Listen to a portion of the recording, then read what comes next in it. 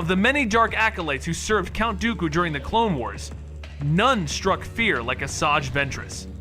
She was Dooku's chosen assassin, a deadly figure able to bring down Jedi Masters with skill sharpened by hate. Yet beneath the pale skin and burning eyes lay a layered history long before her story was retold in later years. Though sworn to the dark side, she had once been trained as a Jedi, and in her heart, she still clung to that title. To her, she was the true Jedi, while those who stood in the Order were imposters who had failed both her and her fallen master. This was not just a warrior's tale, but a tragedy, one of betrayal and fractured identity. Her path showed the weight of a destiny reshaped by loss. Asajj believed herself a knight fighting for justice, though her justice came twisted through grief and rage. And while her enemies saw only a merciless hunter, inside she carried the shadow of a student left behind, demanding answers the Order never gave. The origins of her tale lay not in news stories, but in the old legends.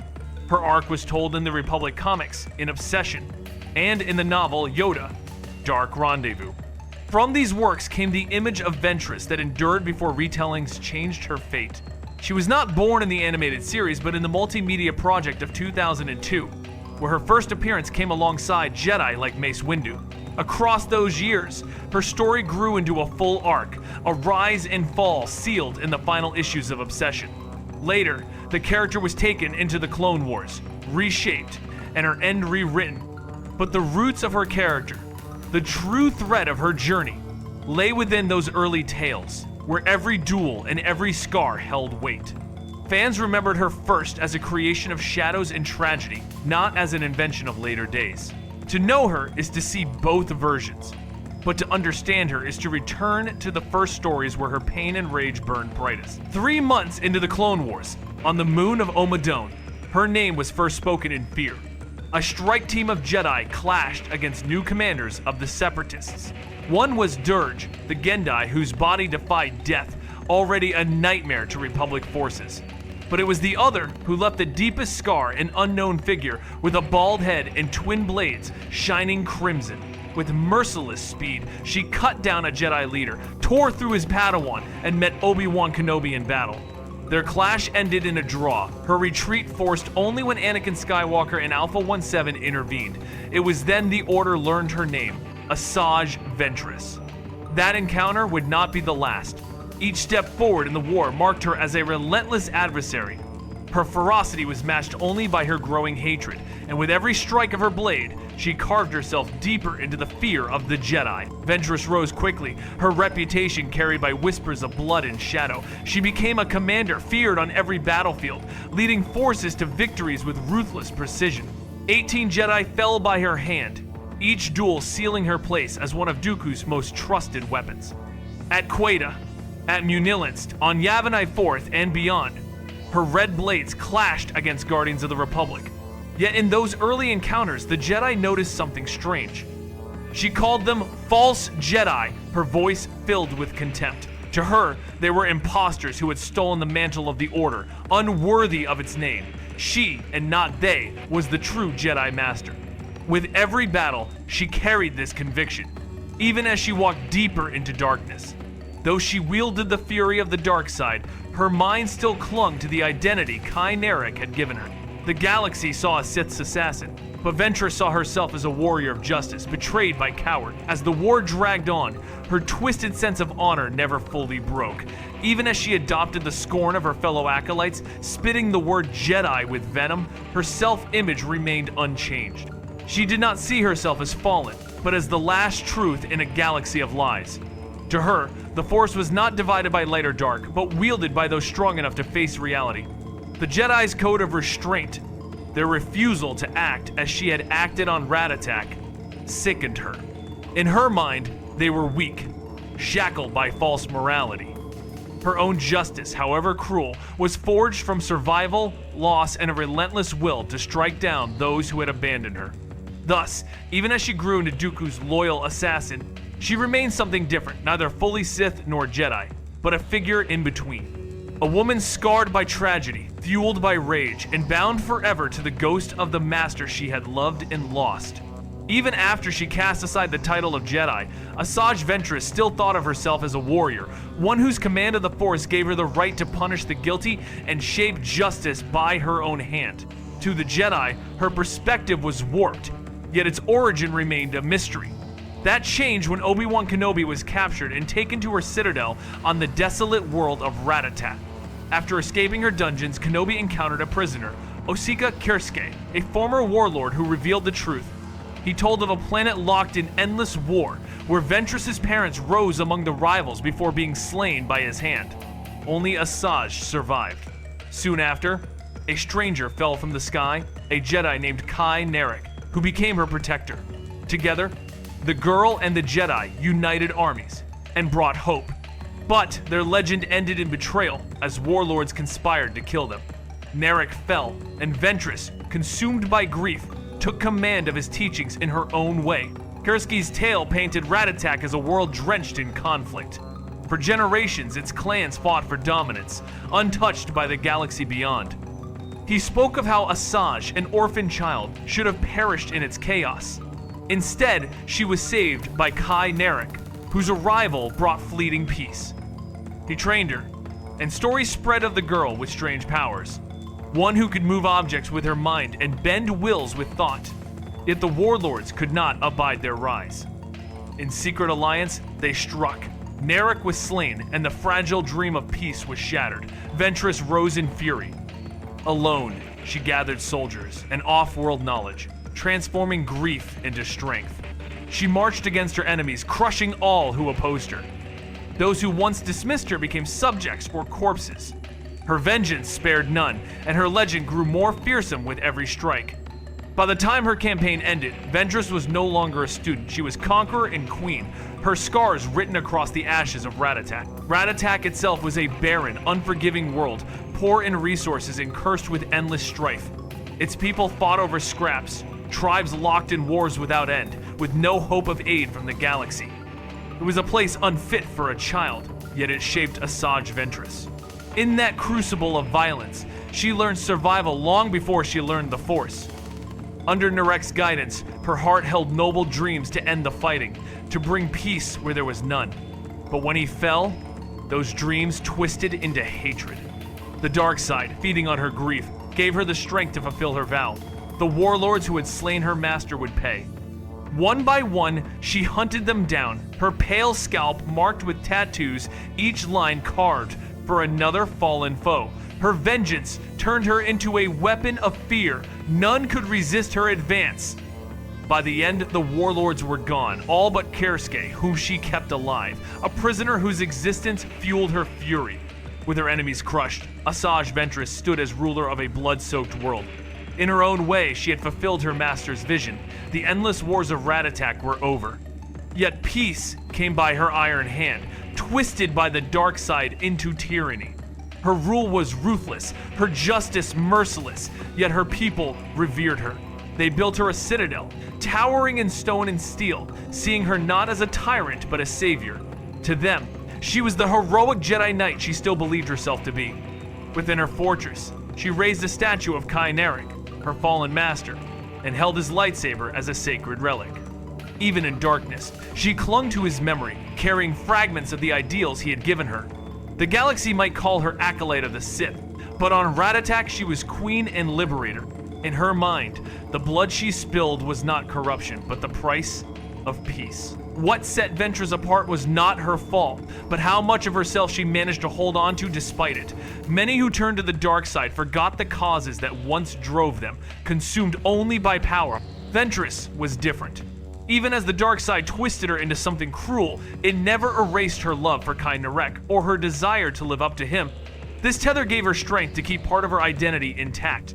She despised the Jedi Order, believing they had abandoned Narec and left her orphaned once again. To Obi-Wan, she declared bitterly, "I emerged from misery and suffering, only to find the Jedi I had once worshipped are nothing but weak, misguided fools." Her disdain was sharpened not only by grief, but by her own incomplete understanding of the Jedi Code. To her, the dark side was not evil, but simply truth, another face of the Force. In her eyes, it was the cowardice of the Order, not her own rage, that stood in the way of justice. Ventress swore her oath, and one by one the warlords fell. Each death was carved into her flesh, a tattoo etched across her scalp to mark the vengeance complete. The dark side flowed through her, shaping her into an unstoppable blade of fury, hatred given living form. No rival could stand before her. Her army swept across Rattatak, conquering all in their path. When the slaughter was done, only Osika Kirske remained alive, dragged into her dungeons. He whispered that perhaps she kept him breathing so she would always have a vessel for her hate, a reminder to stoke the fire that fed her strength. And in the end, with her foes broken and her throne secured, Asajj Ventress stood as queen of a blood-soaked world. The endless wars of Rattatak were silenced, not by hope or reason, but by the blade of vengeance. Her master's dream was fulfilled in shadow peace forged by fear, a victory poisoned by cruelty. The planet's war ceased, but the cost was terrible. With her judgment clouded by the dark side, Ventress ruled with absolute power. Her rule was brutal, pitiless, and total. Yet to the weary people of Rattatak, she was savior. They built her a towering castle at the heart of the new capital, a monument to the warrior who had ended generations of slaughter. They called her Liberator, the Jedi Knight she herself still believed she had become. To them, she was no tyrant, but a hero who had ended their suffering. And so Ventress sat upon her throne, her iron grip unchallenged, her heart twisted yet still carrying embers of the ideals once given to her by Ky Narec. She walked the line between savior and oppressor, loved by those who saw only the peace she delivered, feared by all who knew the price of her mercy. Her rule is seldom spoken of in wider tales, but it stands as one of the most revealing parts of her life. For though the dark side made her cruel, bloodthirsty, and merciless, it never consumed her completely.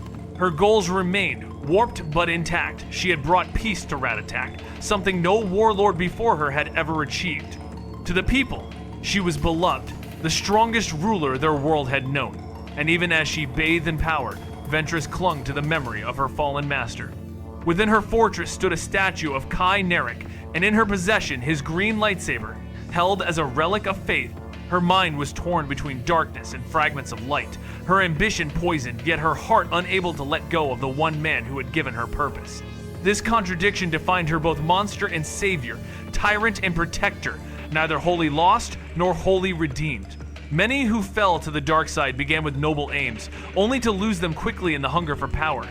Ventress was different. She might have been the only one in the galaxy's long history of corruption who achieved her original goal, however twisted. Even as the dark side warped her into cruelty, she never forgot the vow she made with Narec. She had brought an end to the wars of her world. She had lived up to him in her own broken way. The shadows could not erase her love for her master or her desire to prove herself worthy of him. Because of this, Ventress held fiercely to the belief that she was still a Jedi, a warrior who had done what was necessary to bring peace. In her eyes, her actions were not corruption, but the burden of sacrifice, the cost of survival on a world that demanded blood for peace. Yet her faith in herself did not extend to the Jedi Order. She came to resent them deeply, convinced that they had abandoned Ky Narec to die on Rattatak, and by doing so, had abandoned her as well. Twice orphaned, she believed they had failed to save either master or student. Her anger hardened when she met Dooku and saw what other Jedi had become. To her, they were cowards who refused to act, unworthy of the name she still bore. When she faced Obi-Wan Kenobi, her disdain was sharp. "I emerged from misery and suffering," she told him, "only to find the Jedi I had once worshipped are nothing but weak, misguided fools." Part bitterness, part conviction, her words reflected not only her grief, but her own warped understanding of the code. She believed herself the true inheritor of the Jedi's purpose, while the Order had lost its way. Ventress's idea of what it meant to be a Jedi was shaped only by fragments. She had learned the basics from Ky Narec, but with his death, her understanding of the Jedi Code was left incomplete. She filled the void herself, believing the dark side was not corruption, but simply another aspect of the Force. To her, the campaign against Rattatak's warlords was not evil, it was justice, carried out as it needed to be. When she discovered that the Jedi rejected the dark side entirely, and that no true Jedi would have taken her path of vengeance, disgust filled her. To Ventress, this revealed weakness, a refusal to act when action was demanded. In her eyes, it was not she who had fallen, but the Jedi who had abandoned their duty. This warped conviction became the foundation of her creed, the line that forever divided her from the order she once longed to join. She refused to see the dark side as evil. On Rattatak, hatred, passion, and violence were not choices, they were survival. These forces had made her strong, and she condemned those who shunned them as cowards. To Ventress, restraint was surrender, weakness dressed as morality. The Jedi, she believed, hid behind codes that stifled their true power, leaving them blind and ineffective. This cowardice in her mind did more than limit individuals, it doomed the galaxy. How could peace be secured when those sworn to protect it refused to wield every tool at their disposal? For her, the Force was not divided by moral boundaries. It was one, and its darker currents were no less natural than its light. She had embraced them, and she despised those who refused. Her fury was not blind, it was sharpened by conviction, born of a lifetime in a world where only the strong endured. Beyond Rattatak, Ventress cared little for the wider galaxy. While she fought to bring her homeworld to peace, she never sought to save others. As her years under Dooku stretched on, her concern narrowed further. The galaxy was nothing to her but a battlefield. What mattered was revenge against the Jedi who had abandoned Narec, and the power she craved to ensure no one could ever take from her again. She sought strength through the teachings of the Sith, lessons she believed would elevate her above the false Jedi. Slowly, inevitably, the dark side pressed her down the same path as all its followers. Yet even as her hunger grew, her core beliefs did not shift. To Ventress, the Force was not divided between good and evil. It was survival, power, and the will to act. What others called corruption, she saw as clarity, the inevitable truth of existence. At Findar Spaceport, she laid bare her creed to the Padawan Scout and Y. Malro, moments after cutting down their masters. Standing over the fallen, she spoke softly. Let me tell you about the dark side. Typical Jedi propaganda gives it that name. I call it the truth. Her voice wavered as she looked at Master Liam's body. The truth is, you care that this one is dead. You should. To feel otherwise would be less than living.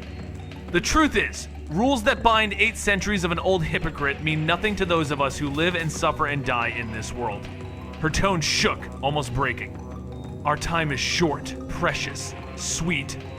To turn away from it, to deny feeling that is blasphemy. Her words cut deep, spoken not only as a threat, but as the confession of one who had lost too much to accept restraint. She pressed the lesson further. If the universe truly loved the good, as the Jedi claim, then why am I alive while your master lies dead? A smile touched her lips, wan and bitter. There is no good, no evil, only life or not. She told them that anger was the simplest path, the first taste of the dark side. But to her, this was not an end. It is the beginning, she said. That despair, that furious instant when your eyes open and see the world for what it is, that is the first step. To Ventress, the dark side was not corruption, but awakening. The clarity of survival stripped of illusions. She left the younglings alive, offering them what she called a gift, the chance to grow stronger from loss. In their grief, she saw herself, and in sparing them, she revealed both her cruelty and her strange, twisted compassion. For Ventress, the Jedi's talk of good and evil was meaningless. On Rattatak, life was stripped to its core. The strong endured, the weak perished. The dark side was simply another weapon of survival, the most powerful one she had found. Moral codes were illusions, tools of the weak to restrain the strong. To her, such arguments had no place in a world defined by struggle. This narrow view shaped her destiny, though it was born from the only world she had ever known. To blame her for not seeing beyond it was difficult. Her entire life had been war. This conviction aligned her closely with Sith belief. Those strong in the Force were free to use their power as they chose, unbound by law or morality. Anyone who opposed them, she believed, sought only to control them.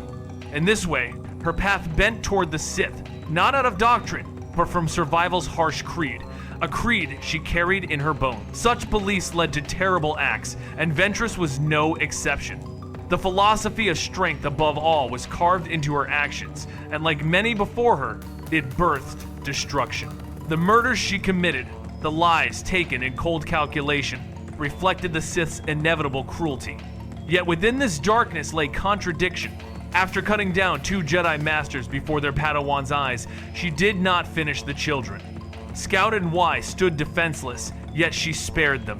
Her reason revealed itself, not in mercy, but in her words. She wanted them to understand her truth, to see through the Jedi's lies. Her speech was not for dominance alone, it was an attempt to draw them closer, to plant doubt. Though she wore the mask of a killer, there was in her a flicker of intent that looked beyond slaughter. She wanted them alive to hear her creed, to bear her heartbreak, and perhaps to follow the path she had walked. Her final words to them carried both cruelty and strange compassion. "Behold, I give you the gift of life. Hate me, if you like. By all means, hate this," she said, casting her gaze on the bodies of their fallen masters. "You should. I give you the gift of my own heartbreak.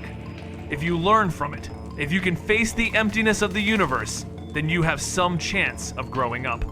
In that moment, she revealed the twisted seed of empathy that survived within her. She saw herself in those young Padawans. Like her, they had lost everything. Like her, they were orphans of both family and the Jedi. She believed their grief might give them strength, a chance to break free of chains and embrace power. She imagined she was offering them a future, not through light, but through the shadows that had shaped her own. This encounter revealed 2 truths of Ventress. She could still feel the shadow of compassion, though cloaked in cruelty, but the dark side was eroding it piece by piece. With every battle under Dooku's command, with every lesson whispered of Sith power, her hunger grew. What began as grief became ambition. She no longer saw herself as just a servant or a weapon. She craved the title of apprentice, the path of the Sith.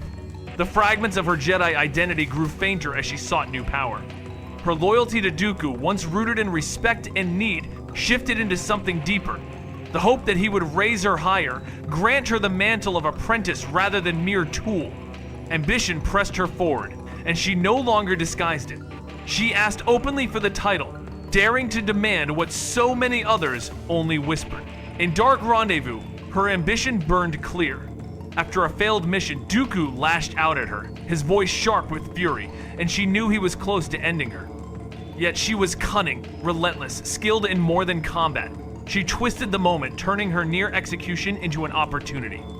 In every fiber of her being, she believed that survival came not from retreat, but from striking forward. "Kill your master," she told him. Dooku blinked, startled, and she pressed harder. She painted the vision of his downfall, of Sidious discarding him once he outlived his usefulness. She exposed his fear, even the doubt he kept buried. With sharp words, she manipulated him, saving her own life by reflecting his future back at him.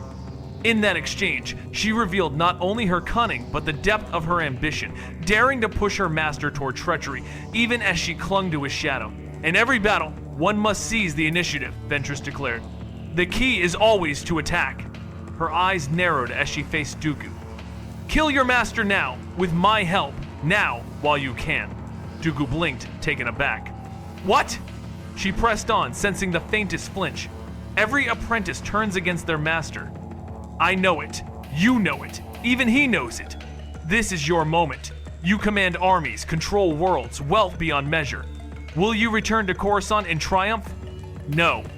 He cannot allow you to live. Dooku the General, Dooku the Wise. You stand too tall in the Sunday." Dooku tried to brush her aside with a condescending smile, but she cut him with sharper words. "He will use you up, cast you forward, throw Yoda, Kenobi, Windu, Skywalker against you. What happens when you are the greatest danger left standing?" Silence answered. Only the hiss of stars across the comm. Her words were manipulation fit for the Sith. Without even knowing the full design, Ventress glimpsed the truth that Dooku himself would only realize too late.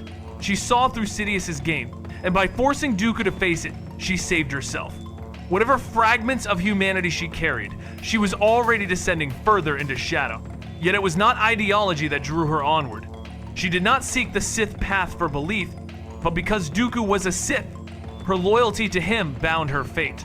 Twisting ambition with devotion, she wanted his respect, craved his recognition, and even when bold enough to suggest Sidious's death, she never imagined killing Dooku to take his place. For her, he was more than a master. He was the gate to greater power, perhaps even a reflection of Ky Narec, a figure to idolize. And so her loyalty dragged her further into darkness, where jealousy sharpened her hatred for Dooku's favorite enemy, Obi-Wan Kenobi. Kenobi had been there at her beginning on Omadun, and time after time he crossed her path. At Queta, at Ord Cestus, she failed to end him. Each failure cost her Dooku's favor, and each narrow escape from his blade stoked her fury. Worse than defeat was the respect Dooku held for him. Kenobi was Qui-Gon Jinn's student, and to Dooku, that bloodline still mattered. He even whispered to Sidious of turning Kenobi, though he knew the man's loyalty was unbreakable. To Ventress, this respect was unbearable. It made Kenobi her rival, a shadow that dimmed her own light in Dooku's eyes. She swore not only to kill Kenobi, but to humiliate and break him, to prove herself far more worthy of Dooku's trust. Yet each attempt only deepened her hatred, for Kenobi met her fury with calm and outmaneuvered her time and again. At Jabiim, she at last captured him. Kenobi was dragged to her castle on Rattatak, where chains and cruelty replaced battle. For weeks, she tormented him, hoping to prove his weakness to Dooku. But Kenobi endured, his spirit unbroken. When he escaped, he dealt her wounds beyond pain.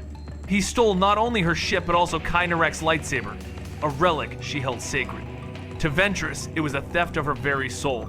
Her rage consumed her as she hunted him to the Tatooine Forth, yet Kenobi outwitted her again. Each humiliation deepened her obsession. Kenobi had taken her honor, her master's memory, and now stood as the wall she could never break. Hatred burned brighter, a vendetta that consumed every thought. Her fury carried her to Coruscant itself, where she lay in wait to strike, but instead of Kenobi, she crossed blades with Anakin Skywalker.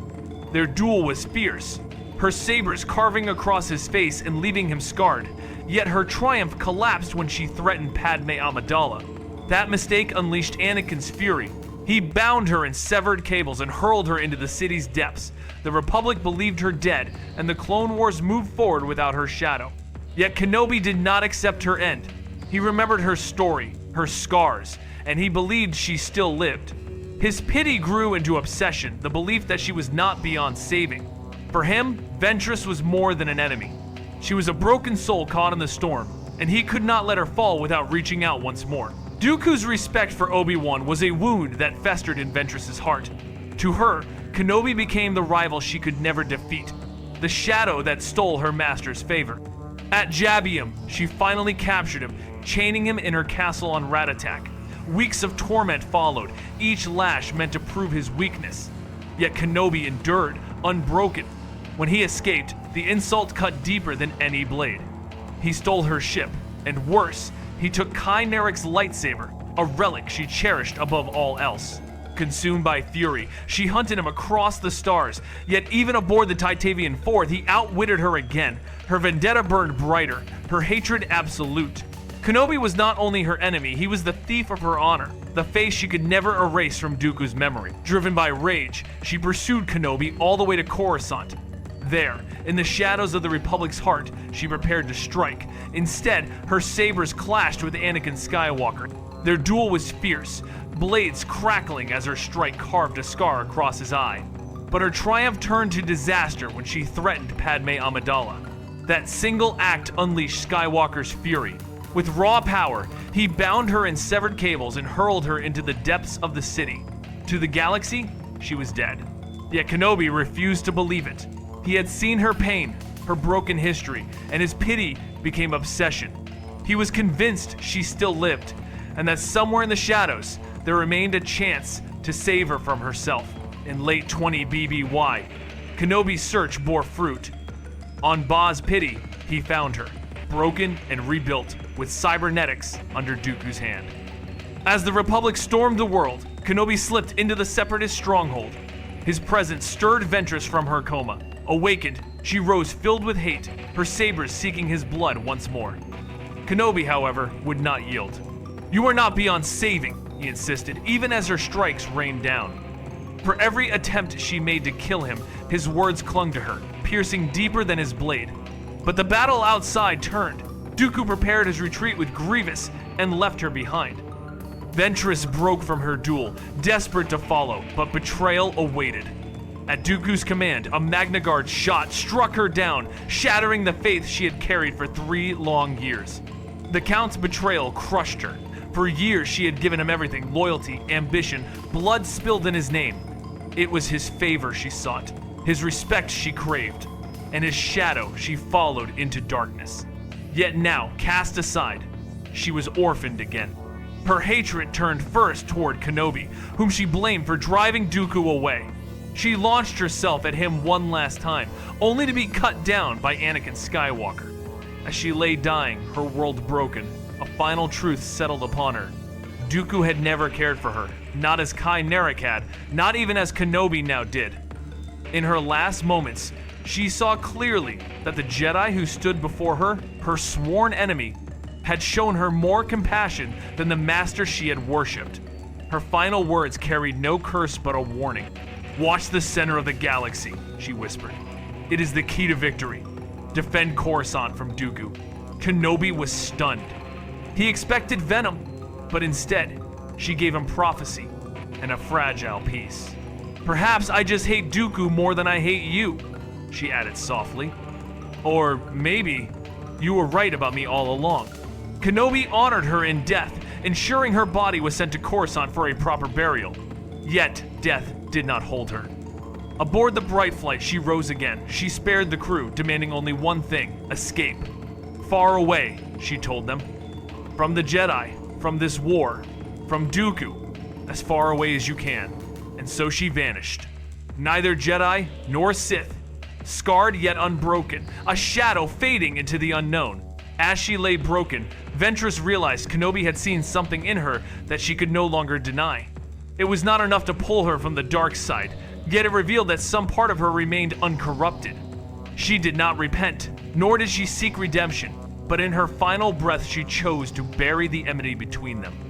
Her eyes fixed on Kenobi as she whispered a warning: "Watch the center of the galaxy. It is the key to victory.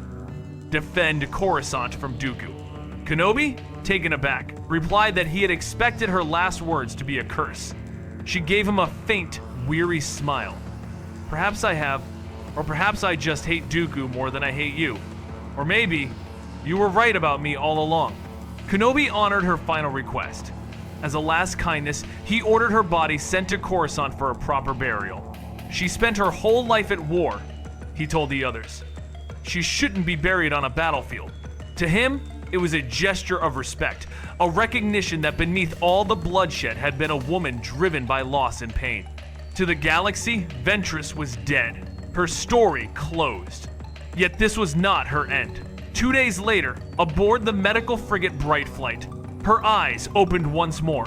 Wounded but alive, she rose from her bed, her will unbroken, and seized the ship. The crew braced for slaughter, but Ventress surprised them. Her demand was simple: change course. When the frightened pilots asked her destination, she answered with calm certainty: "Far away. Far from the Jedi, from this war, from Count Dooku. Just fly as far away as you can." They obeyed, and Ventress vanished into the stars. No vengeance, no blood, only distance. In the records of the Republic, she was gone forever. In the whispers of legends, she lingered as a shadow, neither Jedi nor Sith, lost yet still alive. For once, she had chosen not to kill, but to walk away, severing ties to both the war and the master who had betrayed her. It would be too much to call her redeemed. Ventress never renounced the dark side. She did not return to the light, nor did she vow to heal the wounds she had caused. But she renounced Dooku. She abandoned her obsession with Kenobi. She stepped away from vengeance. That alone was a transformation. What mattered was that she had resisted being utterly consumed. A fragment of the woman Ky Narec had trained, endured, still clinging to the idea of justice, still holding herself apart from the Sith she fought beside. The dark side had scarred her, twisted her, but it had not stolen everything. Asajj Ventress was neither Jedi nor Sith. She was corrupted, yes, but not destroyed. She still carried within her a piece of unbroken spirit, a will that might, given time, have grown into something greater. In the end, the Jedi had failed her, yet paradoxically, they saved her as well. It had been a Jedi who gave her purpose, and in her final moments it was a Jedi who gave her peace. Ventress's tale ended not with triumph, nor with redemption, but with a quiet choice: to walk away. She slipped beyond the galaxy's wars, beyond the reach of both light and dark, leaving only the legend of a woman who could not be defined by either.